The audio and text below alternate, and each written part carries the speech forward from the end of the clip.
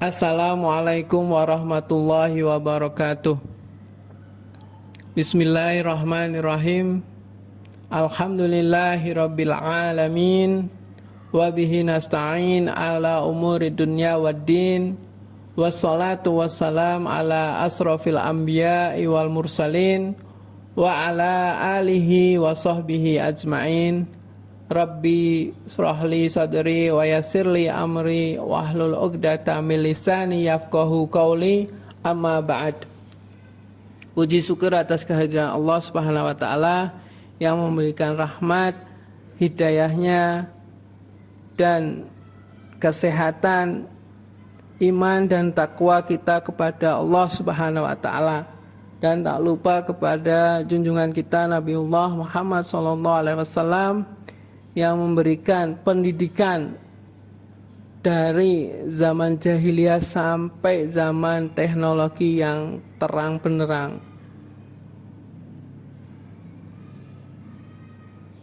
Anak-anakku yang saya banggakan kelas 7, kelas 8 dan kelas 9, serta para pendengar yang dirahmati Allah Subhanahu wa taala. Dari pengajian kali ini saya akan mengangkat tentang raih surga dengan akhlak yang mulia.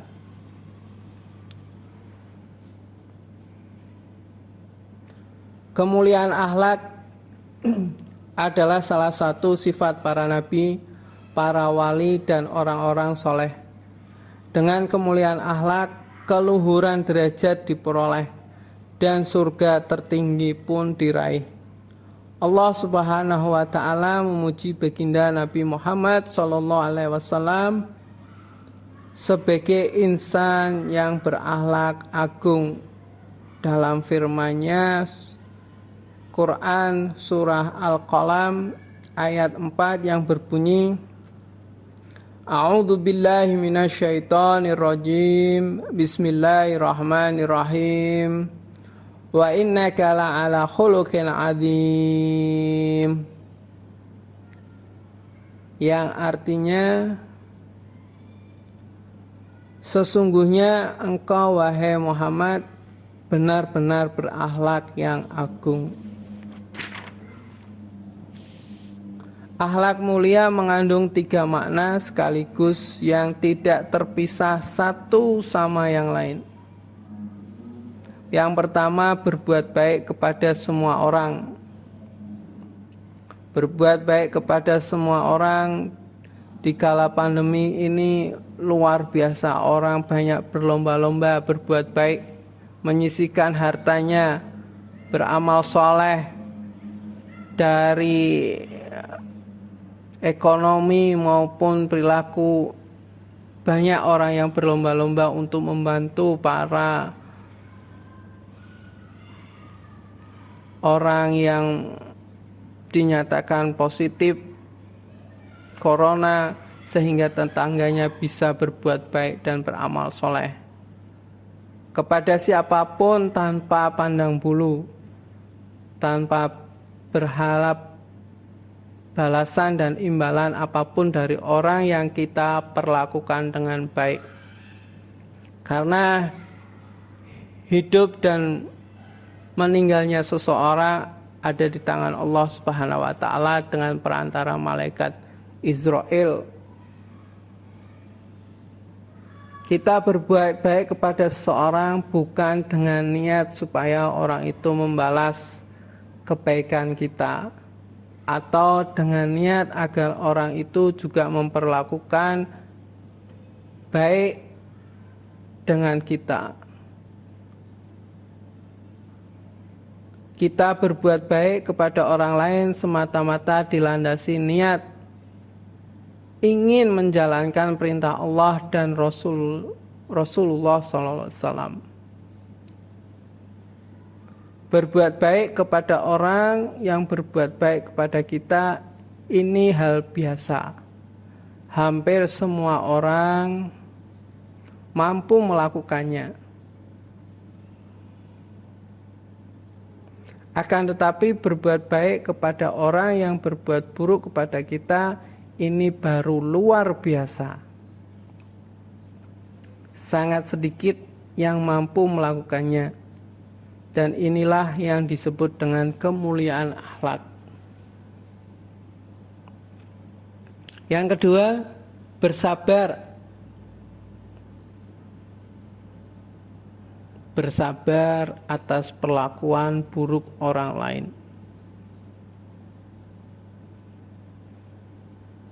Yang ketiga, menahan diri untuk tidak berbuat buruk kepada orang lain.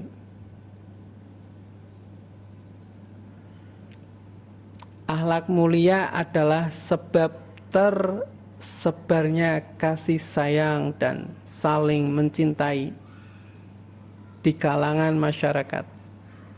Akhlak mulia adalah sebab tersebarnya kasih sayang dan saling cinta di kalangan masyarakat. Sebaliknya, akhlak yang buruk biasanya melahirkan saling benci, saling hasut, dan saling dengki. Naudzubillah min dzalik. Mari kita teladani apa yang dilakukan oleh baginda Rasulullah SAW terhadap seorang pendeta yang bernama Zaid bin Sa'yah, atau lebih populer dengan panggilan Zaid bin Sa'nah. Ia pernah membaca di sebuah kitab kuno bahwa Nabi akhir zaman salah satu cirinya adalah perlakuan seburuk apapun terhadapnya tidak akan menambahkan kepadanya kecuali sikap santun dan sabar. Subhanallah. Zaid bin Sa'nah, ia pernah membaca di sebuah kitab kuno bahwa Nabi akhir zaman salah satu cirinya adalah perlakuan seburuk apapun terhadapnya tidak akan menambah kepadanya kecuali sikap santun dan sabar. Zaid kemudian ingin menguji apakah sifat itu ada pada diri Nabi Muhammad SAW. Ia lalu memberi utang kepada Nabi Muhammad SAW dengan utang yang disepakati temponya 3 hari sebelum jatuh tempo. Zaid mendatangi Nabi Muhammad SAW untuk menagih utang dengan kata-kata kasar yang memancingnya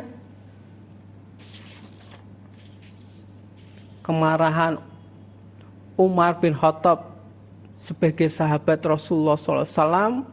Umar yang kala itu berada di dekat Nabi Muhammad SAW hampir saja mencelakai Zaid bin Sa'nah. Rasulullah dengan sabar dan santun spontan mencegah apa yang diinginkan, apa yang dilakukan oleh Umar bin Khattab. Melihat itu, Zaid bin Sa'nah langsung terenyuh hatinya. Zaid bin Sa'nah langsung mengucapkan 2 kalimat syahadat dan masuk Islam. Masya Allah. Apa yang dikatakan di sebuah kitab kuno yang pernah rabi atau pendeta ini yang dibaca, subhanallah, terwujud. Subhanallah, nyata bahwa Rasulullah SAW itu mempunyai akhlak yang mulia.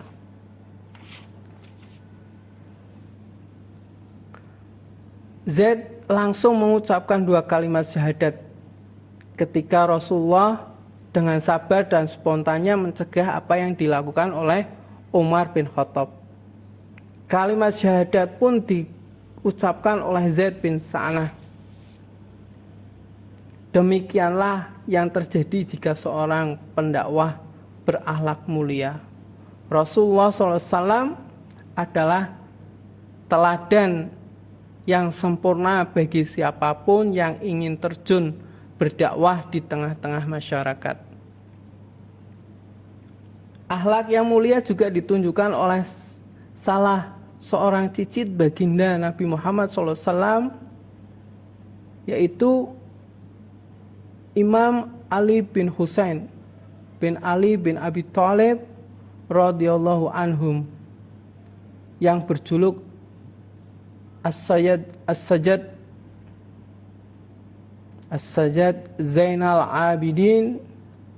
Suatu ketika beliau berwudu dengan dibantu oleh seorang pembantunya.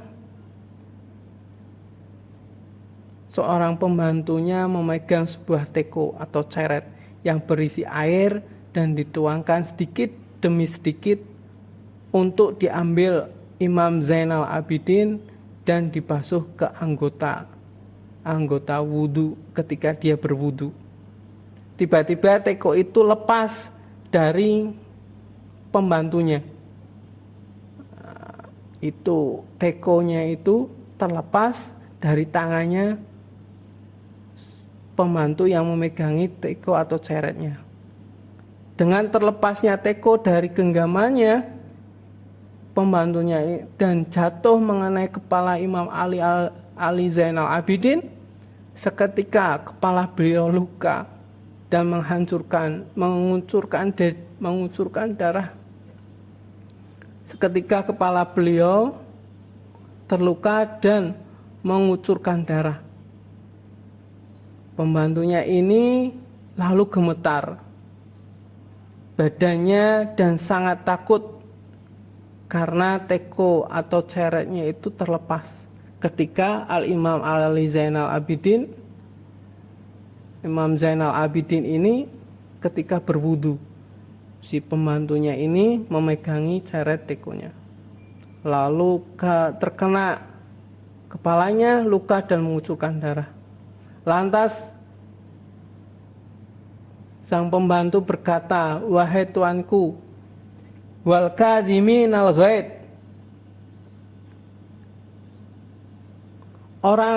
Orang-orang yang bertakwa adalah orang-orang yang mampu menahan amarah.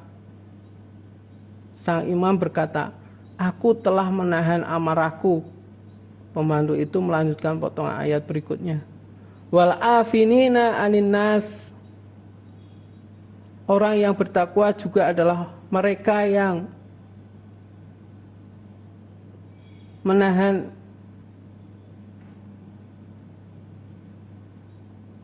kesalahan orang lain. Imam Zainal Abidin berkata, aku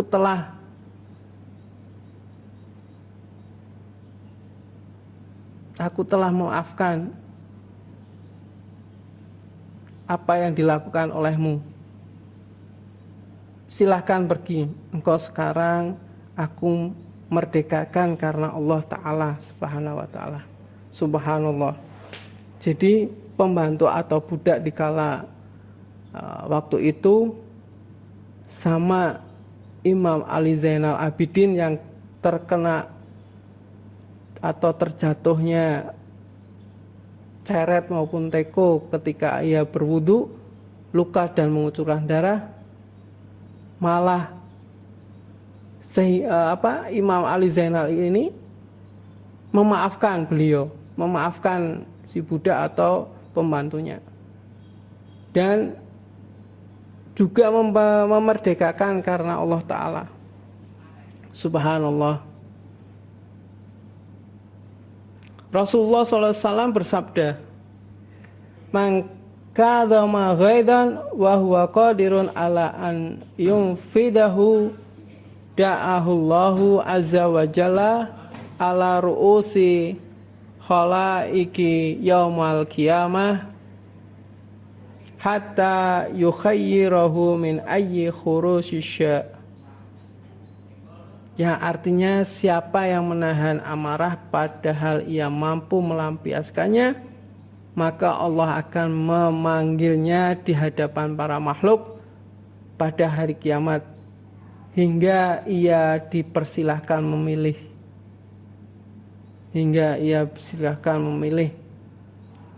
apa yang ia kehendaki. Untuk mencapai derajat sebagai orang yang berakhlak mulia dibutuhkan perjuangan yang berat dan terus-menerus melawan hawa nafsu. Ditambah lagi dengan kemajuan teknologi, kita harus bisa menjaga akhlak kita kepada orang lain, akhlak kita kepada teknologi, bagaimana kita menggunakan hal-hal yang positif. Ditambah dengan perjuangan yang berat dan tiada henti melawan godaan syaitan. Oleh karena itu, seseorang yang berakhlak mulia disejajarkan derajatnya oleh Rasulullah SAW dengan orang yang selalu menghidupkan malam dengan sholat malam dan berpuasa sepanjang tahun.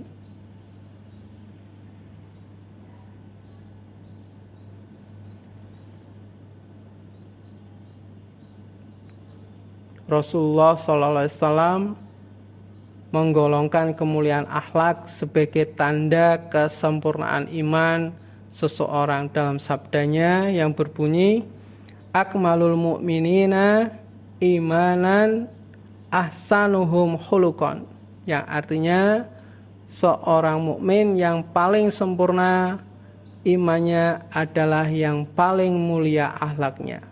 Hadis riwayat Tirmidzi. Wallahu a'lam bishawab. Demikian dan sekian yang bisa saya sampaikan. Akhirul kalam. Assalamualaikum warahmatullahi wabarakatuh.